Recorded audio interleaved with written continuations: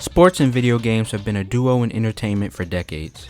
The very first sports game was Tennis for Two all the way back in 1958, and since those simple days of playing tennis with dots of light on an oscilloscope, the subgenre has come a long way.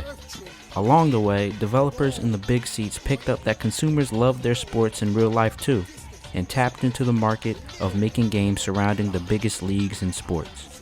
The genre hasn't looked back since. We've been gifted with gems from Pong to Punch-Out, NBA Jam to 2K11, Backyard Baseball to Tony Hawk's Pro Skater 2, Tecmo Bowl to Fight Night Round 4, NFL 2K5 to NBA Street, FIFA 13 to NCAA Football 14, and many more. But from Tennis for Two to the latest installments of the market's biggest franchises, something went terribly wrong. As technology advanced, these games turned from exaggerated simulations of our favorite stars to bland, uncreative, copy-paste, cash-grabbing titles that lowered our expectations with every new release. And while most fans of the genre look to be optimistic about the future, I believe we may have passed a point of no return for sports games. My experience with sports titles, specifically simulation sports titles, are relatively new. While I've been playing games like Mario Sports Mix since I was a kid, I didn't pick up the latest version of a game like 2K or FIFA until around 2016. It was around that time I recently started getting into the NBA, so I thought, why not, and picked up NBA 2K17. And I've been a victim ever since. I thought I'd only stick to 2K at least, but because of Yo, whoa!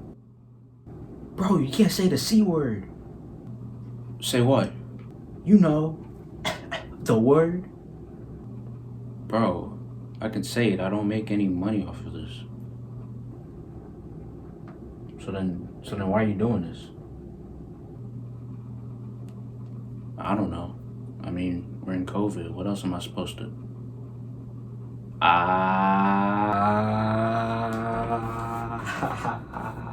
You're an idiot.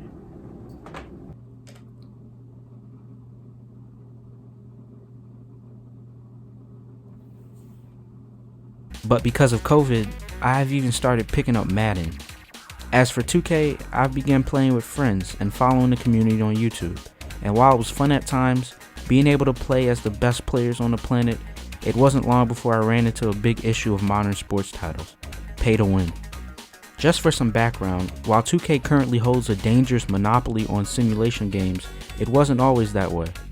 In the early 2000s, the hottest NBA simulation series out was EA's NBA Live series.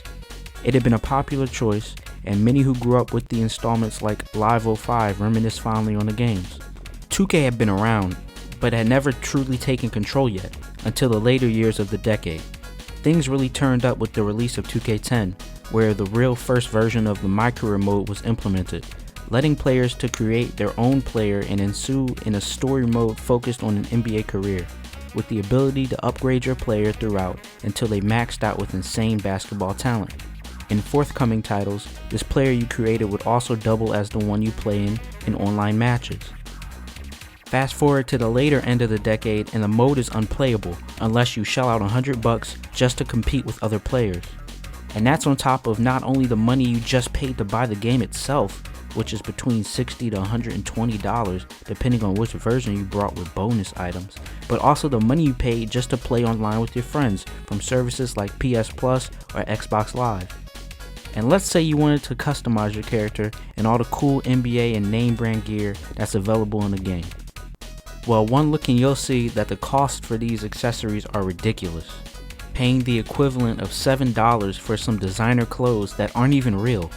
And finally, seeing this reality really showed me how suspect and foul the whole ordeal was. But at least it was the only mode that took advantage of microtransactions, right? Well, no. In 2K13, another mode was introduced, My Team, where the goal is to acquire the best collection of players in the form of virtual cards, ranging from really bad to absurdly broken versions of the league's players throughout history. Of course, you want the shiny overpowered cards, so you have to pay and play the randomized game of opening packs. To do that, you have to buy them using the game's virtual currency, or VC for short.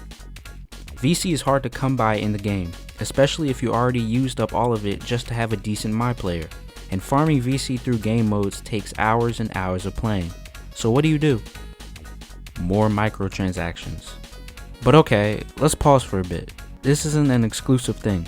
In recent years, we've seen microtransactions since the mobile game boom, and the gambling scheme of loot boxes aren't new either. So let's not be too hard on 2K. At least the game is fun, right? And that was my mentality as I began to keep up with the series.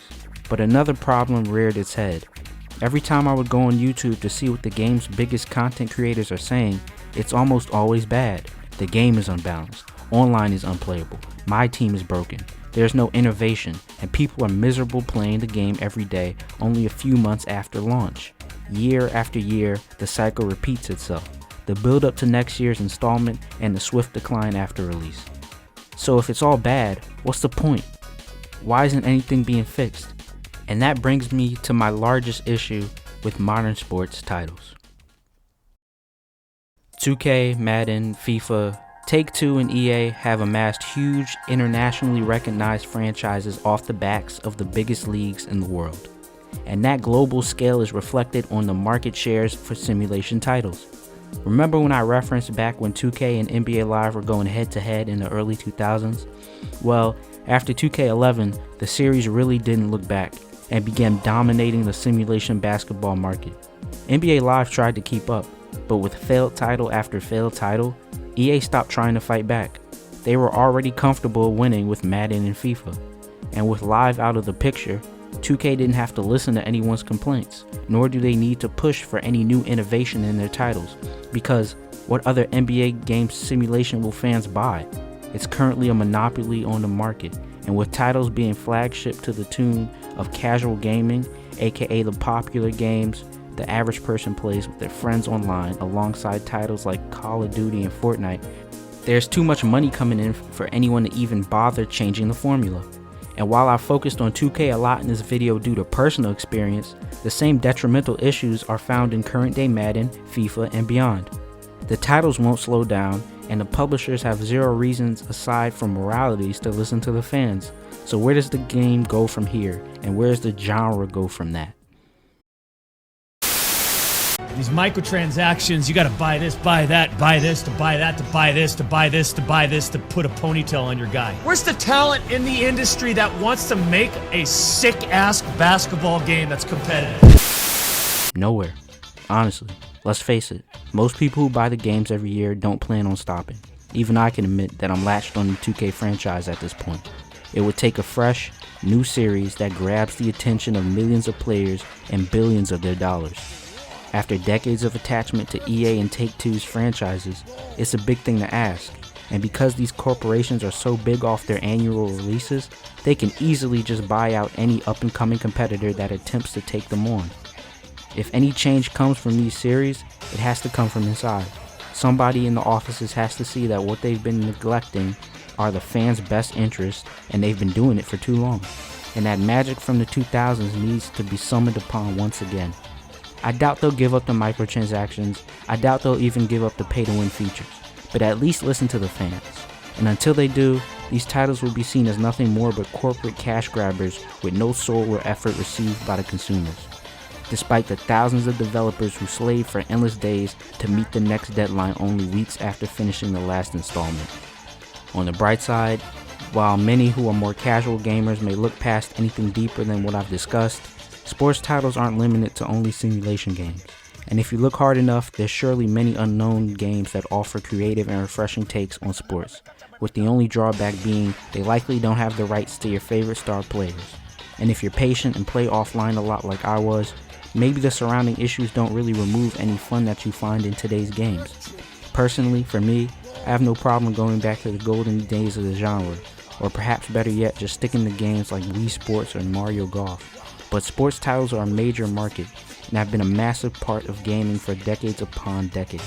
These franchises have amassed vast communities across the world that have to settle for titles that have plagued them with problems that dampen their enjoyment that they should be getting from these beloved products.